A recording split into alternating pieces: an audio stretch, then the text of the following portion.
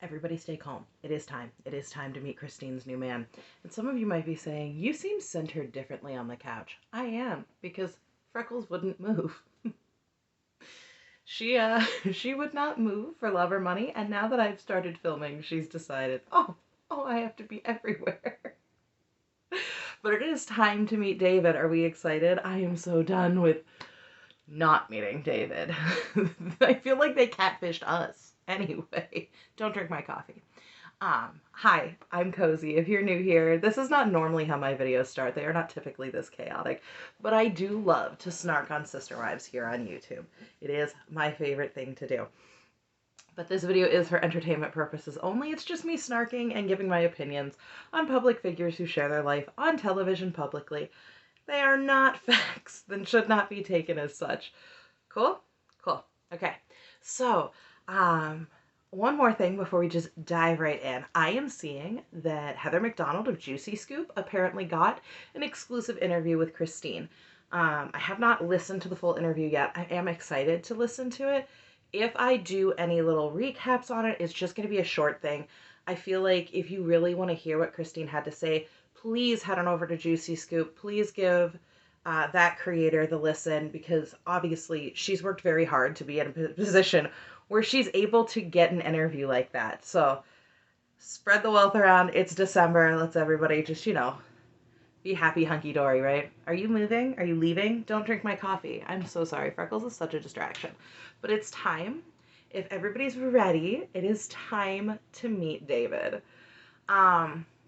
So before he comes out, Suki says, so is there anything that David does that's better than Cody? I'm really afraid of what Christine's about to say here.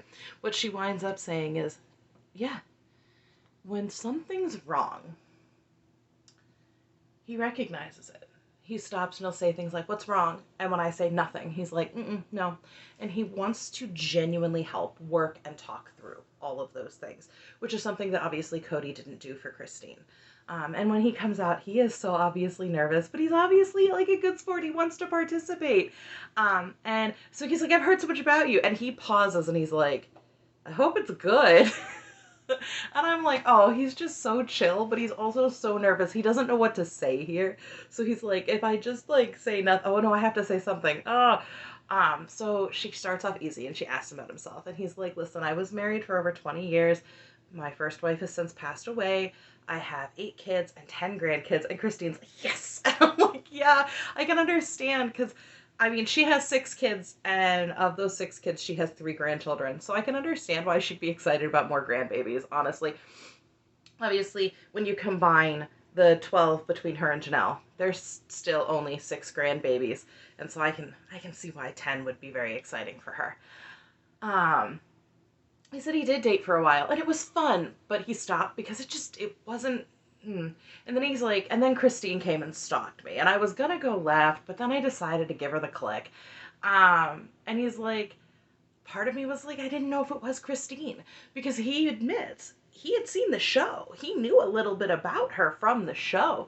And he kind of was like, this might not be a real profile. And Christine jumps in and she's like, he didn't tell me that he knew anything about my show, about me, about my relationship with Cody until the second date. And it's like, yeah, I don't know if I would reveal that on the first date. I don't know if I'd be like, by the way, I've been watching you on television. I think that could get a little awkward. So David says that his daughter thought he was being catfished.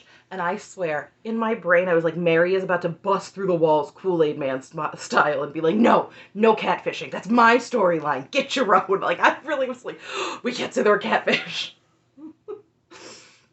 So then Christine shares on her first date that David had mentioned that his birthday was coming up. So she's like, well, what do you usually do for your birthday? Because she was kind of, trying to feel around to see, like, how can we get a second date out of this? And he's like, I take everybody out and I usually pay for dinner, and it's just like a big dinner out. And Christine's like, no, I'm going to take you out for your birthday. Like, I'm going to do it. And so he finally is like, oh, okay. And so then he asks her, do you like plays? So on their second date, he took her to see a play. And from the description, obviously it sounds like they saw The Little Mermaid, which I believe somebody went back and checked Instagram, and it does look like somebody, might have been Ace and Caitlin from the Love Should Be Multiplied, Not Divided podcast. And And so he took her to a play, and he said watching her be so animated during that play, watching her just like have tears in her eyes and just really enjoy it. He said she was just so passionate about life. And in that moment, he knew that he wanted to be with Christine long term because he wanted to experience that passion. So he's like, Suki's like, was Christine your type? And he's like, yeah, there was an attraction there for sure.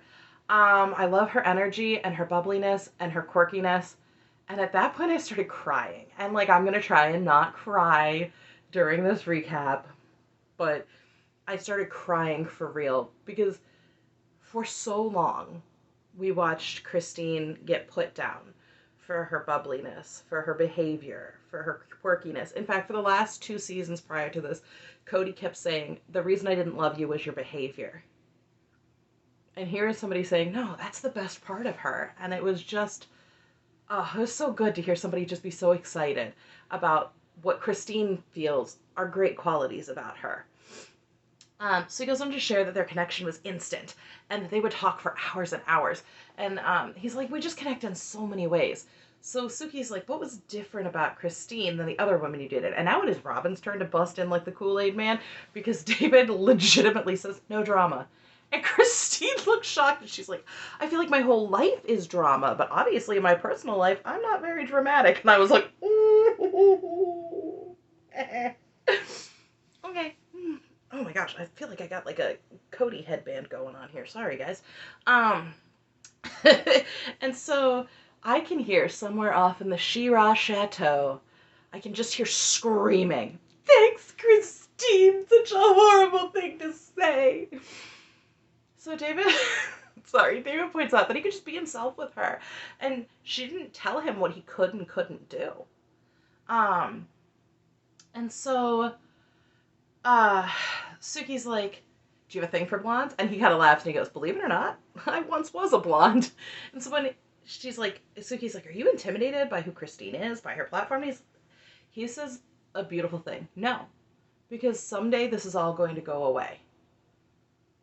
Which is very true and also sort of terrifying because I only just started this YouTube channel. Can it please not go away just this second? Sorry. Little selfish. I'm going to be honest.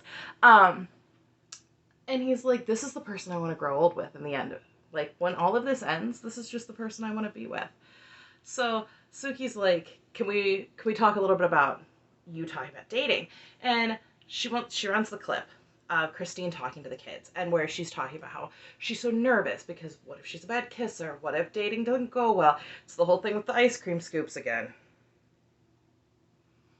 I still hate that conversation almost as much as I hated the other conversation because I don't know why Tony and McKelty have to make everything awkward. I don't get it. I hate it. But so in that confessional, she says she wants bald, tattoos, and driving a motorcycle. And Christine just looks embarrassed sitting there. She's like covering her face and David's just laughing. And she says, I just want something Cody never was, a good partner. And then, for some reason, we see Cody in the picture-in-picture laughing. Do you just know you weren't a good partner? Is that what that is? Because... don't make me say it. So when the clip ends, Christine is like full body cringing into the couch. Like she is just, like full body cringing into the couch. And I can't imagine, I'll be honest, I sometimes full body cringe, like watching myself back on these YouTube videos. I'm like, oh, I'm so dumb. So I understand how that feels. But I have to watch them back. And it's like, oh, I guess she has to watch them back too, right? And so David's laughing. And Suki's like, did you just like manifest David? And everybody's like laughing about it. And Christine's like, he has tattoos. There's like one, and like she grabs his arm. She's like, there's one right here. It's beautiful. And then she's like, we got matching ones. And then she's like, I want to show you. Oh, wait, can I? And so she's like, so she shows it anyway. And it's over, they say over her heart. We all know the heart is slightly more to the middle, but whatever. That they got them matching. They went at the same time. David held her hand. She's like, I don't know why people do this. This is very painful. And all I can think is, yes. At one point in my life, I was like, yes, I want a tattoo. And I still to this day know what it would be if I got one. It would be a Moogle from the game Final Fantasy IX holding the save game book. If you've ever played the Final Fantasy series, you know what I'm talking about. If you haven't, you're like, okay, crazy lady. It's fine. It means something to me. It wouldn't mean something to everyone else. So David starts laughing and he's like, used to have motorcycles. And he's like, I have never heard before that Christine basically like described me before we even met. And I'm laughing. So he's like, so how does hearing this, how did hearing these things make you feel? To both of them. And Christine's like, these were the moments that were important. I needed my kids to know that I knew that they knew I was in a marriage with someone who wasn't attracted to me. Because they would tell me, hey, I think there's problems with you and Dad. Hey, I think this. Hey, I think that. And I needed them to know that I heard them, that I knew it, and that I understood what they were saying. Which, I mean, obviously, there's a more convoluted way of saying that, but that's basically what she was trying to come out with. Because let's think about it. When we're little, our parents tend to be the people who model relationships for us. So the more unhealthy the relationship between your parents, between family members in general, the more unhealthy, generally speaking, we are predisposed to, the more unhealthy behavior we're predisposed to accepting in our own relationships. And oftentimes, that is the case. There are also a lot of times where it's like, no, I learned that all I ever wanted was to never grow up to be like you. There's that too. And so she wanted her kids to know that she understood. And I think that not just that, but a lot of her kids have grown up and gotten married. And I think that watching them have partners who were so vastly different from what she experienced with Cody, I think in her soul, she was like, that is what I always wanted for me. And I am so happy that my children saw the dysfunction. They understood that this was not okay, and they didn't choose that life for themselves. And I think that that's really good. So now we get Cody back to ruin everything. And frankly, I would have been just fine if we never asked Cody's opinion on anything ever again, but especially not on Christine's relationship with David. I didn't need this. And now I'm going to get saucy every time we have to talk about Cody, I'm sure. So just be prepared. Spicy cozies are coming. So Cody's like, good for her, she's happy, but that scene bothers me. And he's like, it's because Christine was telling my children, asking my children to side against me. No, she wasn't. And Suki even gives him the, what are you talking about face. So he goes on to say, no one else sees it. Boo. If no one else sees it, it's probably because you've made it up in your brain pan. Gosh. I have an issue in my own brain, in my own head, and I still don't see the things that you make up. Like, oh my gosh. That makes it sound like I have some sort of... No, it's just IIH. It's fine. Anyway. So he's like trying to convince Suki. She's like, you're going to have to explain this to me. And he's like, look at Mackelty right there. Mackelty is just making stuff up to garner favor with Christine. All Mackelty said was that you don't have to be afraid of everyone else being like Dad. That your relationship with Dad was one microcosm. You don't have to be afraid of everybody else in the world being and feeling and acting like that. That's all she said. She didn't say anything nasty about Cody. She didn't say anything nasty about their relationship. She simply said, don't be afraid. Not everything is the same. Great. Was it... Wait a minute. Hold on. Isn't that exactly what Robin said in the last episode when she was trying to convince Cody that not all women are bad? It's okay when Robin says it. It's not okay if Mackelty does. So, then Cody is like, in the eyes of my children, I was there and I was with her. Okay. And he's like, but Christine told them I wasn't. going back once again to last episode. Isn't that the episode where he said a child came to him and said, "You're always at Robin's house, you're never with us," and then he threatened to punch everybody in the mouth? Isn't that... Did that not happen? Did he not tell us that? We have not heard a single child say in recent years, to my knowledge, that Cody was present and available to them. Gabe and Garrison, for a long time, have been saying about how they felt Janelle and themselves were abandoned. Savannah has mentioned that Dad is never around. Gwen, Peyton, and Machiavellian on their own platforms. This was back when Gwen was on YouTube, and I would watch her there. I've seen clips of Machiavellian's Patreon, and of course, I used to be on TikTok, and I would see Peyton's TikToks. All have said Cody was never there. Even Truly didn't really notice a difference when Cody stopped staying at the house. So if that's the case, if Christine's just the one telling them, so Christine's telling Gabe and Garrison what? You almost missed Logan's graduation for Robin, but that's Christine's fault. You weren't there for Maddie when Evie was born, but that's Christine's fault. I feel like part of why Hunter doesn't come around much might be the strained relationship there. That's just an opinion, not a fact, just an opinion. But that's probably Christine's fault too. All your kids chose not to move to where you are, even though you claimed that all of them would move there, but that's Christine's fault. But a lot of them moved back to Utah, where Christine is. So I guess that would make it her fault, except that she moved there because the children were already there. Math ain't mathin', Cody. So, he's like, Christine has pit my children against me in a very subtle way. And yes, in fact, so subtle, sir, that it's not there. It's just not there. So he keeps going back to this unhinged thing about if she's in love with David, if that's the real story, then this all should end. You claim to be in love with Robin, but it hasn't ended for you to talk badly about Mary, Janelle, and Christine across 4 episodes of a tell-all. I mean, he keeps saying it over and over again. If she's in love, let it go. To me, it just looks obvious that he wants her back. That's what it looks like to me.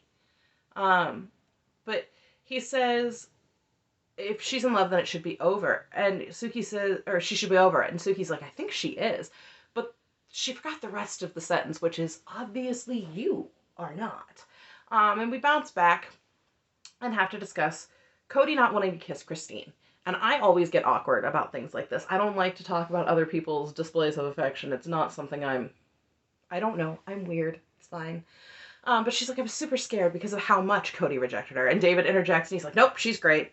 Like, that's just all there is to it. Yeah, and I almost felt like he was trying to shut that down before, like, Christine could hurt her own feelings. And so he's like, what made you think he didn't like kissing you? And she's like, I just knew. And she's like, he would ask what I wanted to go do for my birthday, and I'd be like, let's just go make out somewhere. And he would reject her. And I've seen a few people online being like, that was so childish of her. Like, that's a super childish opinion to take. Like, that's what you want to do for your birthday? You're an adult. Come on.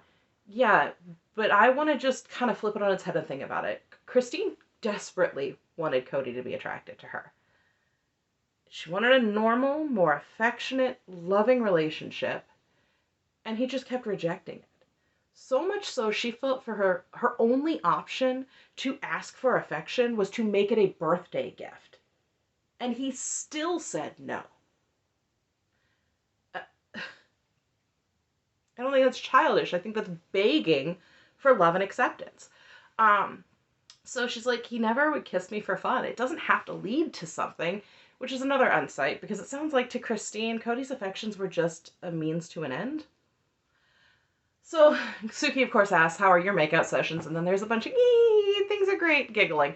But for Christine, she says the best part is just feeling confident in her relationship with David. And Suki's like, how many scoops of ice cream did you try? And she's like, none that mattered. And even David's like, how many? And so she's like, David's better than mint chocolate chip ice cream when Suki asks her about the comparison. So Suki asks Cody about his whole thing with believing that Christine is Machiavellian. And he says, yeah, I believe that. And maybe she won't do it to David because I'm just the bad guy now. Any of you who argued with me that Cody's not a 4, he's 4 in my mind. He goes on to say that if she is, what did he say? That if she's not, then she's truly in love. But if she is Machiavellian, then she's going to stab David in the back and use it to get her way. And that's apparently a very normal thing for women to do.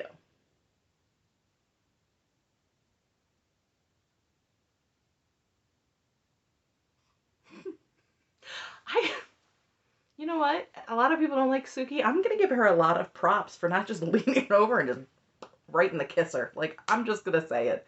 I don't know how she sits there so calm with him. Ugh. Ugh. I mean, I would yell personally because I'm a yeller. Like, that's just who I am. I'm going to be honest. I'm a yeller. If you push my buttons, I'm going to yell. I don't get physically violent. But there's a 50-50 chance I'm going to hurt your feelings. Like, it's a bad thing. It's a bad trait to have. I've been working on it for years, but there's a 50-50 shot. I'd have told Cody about himself and hurt his feelings. I'm just saying. So then he goes on to claim in years to come, if they all become friends, that someday David is going to pull him aside and be like, yo, this broad's insane. And he's going to be like, no, you need to be loyal to your wife. And he's like, all dudes complain about their wives. Like, it's some sort of national pastime for men to just constantly complain about us. And great, okay, yeah, I'm fully aware that sometimes my husband and I don't agree on things. And he goes to work with his guy buddies, and he's like, listen, my wife said blah, blah, blah, blah. Do you know how often they just side with me and are like, bro, I think you might be wrong? Plenty of times. But do I look at it like, oh, he's going to just go to work and complain about me all day long? No, he just needs somebody to bounce an idea off of. Cody, on the other hand, is like, no, that's all we do when we get together is complain of how much they suck. Okay. So, Suki goes about it. She's like, I don't think that's happening. And Cody's like, well, maybe I'm just delusional. Yes. And then Suki hits him with, I don't think you gathered all the wives together to complain about, and he's like, oh, about Robin? And like, I was like, I think you might be having 2 separate conversations. And she's like, you know, because I thought that was a tenet of your faith. So he deflects and he claims, well, I had an ex-wife and a wife trash-talking him. That would be 2 ex-wives, dude. And to conclude, to sound so profound, allow me to give you a direct quote. Let me try to get in my Cody character. Let me mess this up real bad, because I feel like that's the only way to get into Cody. Okay. Humans are fallible. We all make mistakes. And in a marriage, you forgive those mistakes because everybody makes them, or you don't have a marriage. It is never going to go back to right now.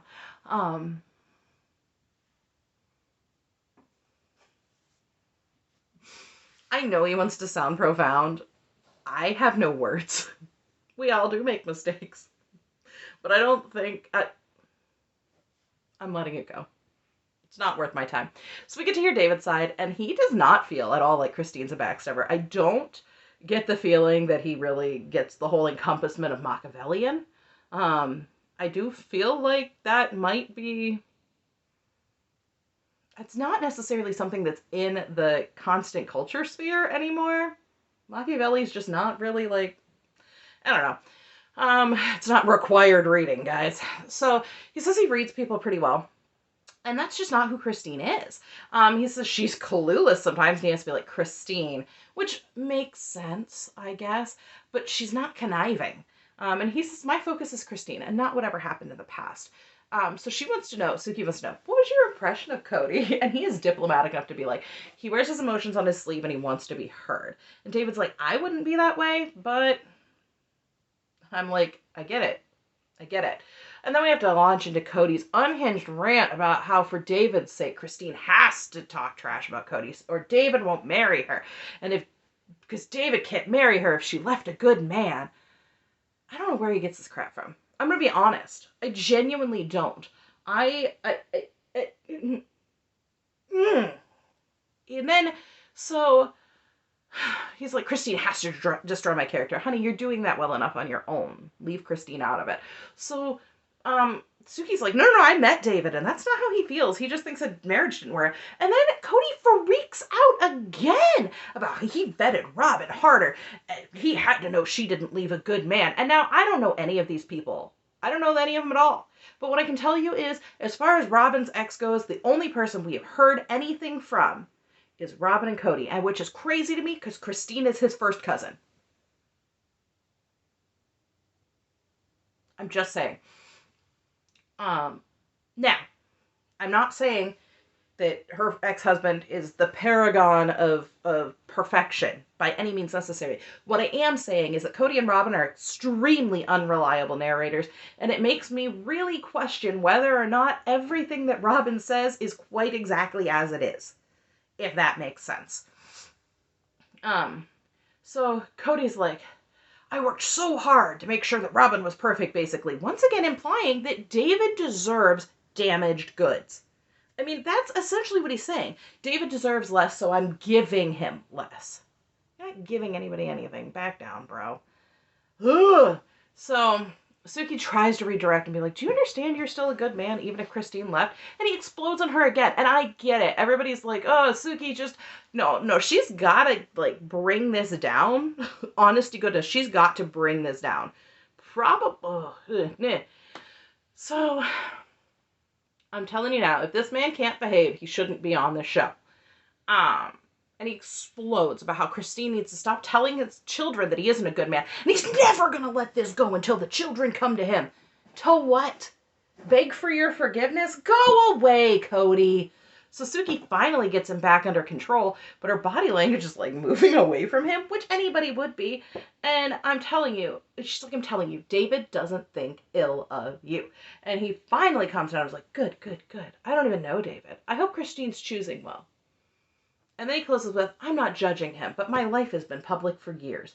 What does that mean? I'm being genuine. Like, that doesn't mean anything. So back to David and Christine. Suki asks if David has any empathy for Cody for, like, managing such a large family. And of course, David has 8 children and was a single father for 11 years. And he can to a point because it can get overwhelming. But then he makes a very good point. And he's like, yeah, well, like with me, with dating women, my children always came first. You were never going to tell me where I was or wasn't going to be, because there's room for everybody. And if that's not a veiled point to being like, hey, maybe you shouldn't have let Robin run your life, just saying. And so Suki's like, well, what do you think didn't happen in the relationship with Cody and Christine that made everything blow up? And David's like, I wasn't there. Everything I want is in Christine. Everything that my first marriage kind of lacked with the communication, I feel like I have that now. Christine's the full package. And so they dish on the proposal, and Christine's like, I had no idea. And he took me to one of his favorite places in Moab, and he got his buddy to film it. And he's like, this is my favorite place, you're my favorite person, and he asked her to marry him. And David says they were texting one evening while they were dating, and Christine was like, do you believe in soulmates? And she has to jump in, because of course, tells the story wrong. And she's like, so I said that to him, and he's like, yes, we're soulmates. And she's like, I threw my phone, because I was like, this is so intense, and it's moving so fast. But then she picked it back up, and she was like, yeah, we are. And Suki asked him at the wedding, and Christine's explaining that they're having a more traditional, non-traditional wedding. Because they're not having a bridal party. The kids are just going to all wear the colors, and her dad's going to walk her down the aisle as long as he's doing well, because her dad is ill. And so if necessary, Peyton's going to be recruited to help with that. And so she asks who's invited, and Christine's like, of course, Janelle and the kids, and like all OG 13 kids, but she didn't invite Robin and Cody and not their kids, because she mentioned having trying to reach out to them, but that the kids haven't responded back. And she even mentioned inviting Cody's mom and some of his siblings. And I cackled when she was like, yeah, some of them are coming. They've already been working out their accommodations.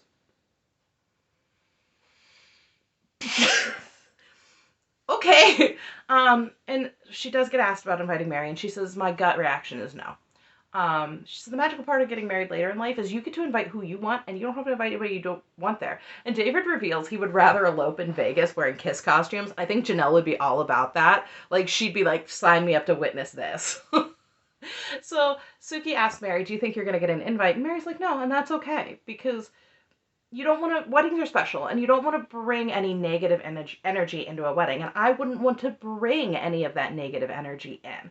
And she goes to share that she hopes to get married again and find someone who loves and accepts the person she is. And I think that's a really adult way to say it, because, of course, there is a lot of baggage tied to Mary and Christine's relationship. And so for Mary to be very open and being like, no, I don't think that's a great idea, I think that's good. So they asked Janelle if she's going, and Janelle's like, yes, I'm having a fun dress made for it.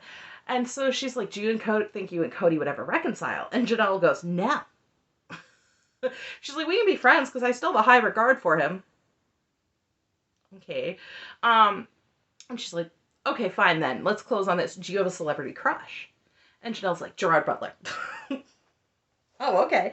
And then Suki brings up Jason Momoa, and Janelle's like, oh, yes, Jason Momoa. And she's like, you like that man bun? And Suki's like, or Janelle's like, looks good on him.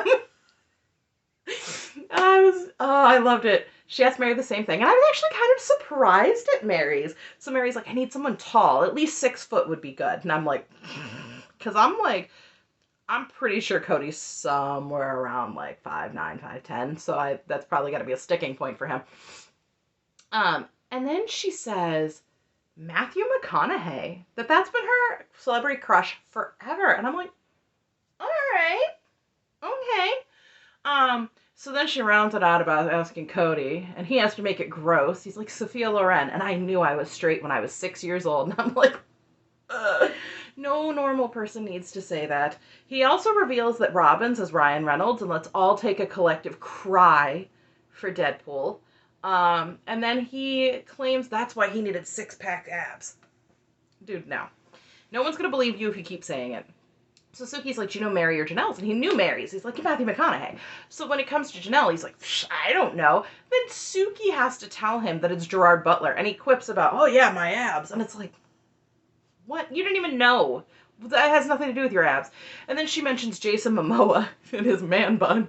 And she goes so far to be like, Janelle said he wouldn't kick him out of her bed. And I was like, oh!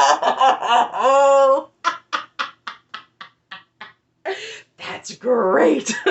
So they close it out with Christine saying that for 13 years, she's been real. And she's shown the worst days of her life. And now she gets to invite everyone to the best day of her life. And they lead us into the trailer for her wedding. And that's where they leave it this season. Waiting for the best day of Christine's life. Bye, everybody.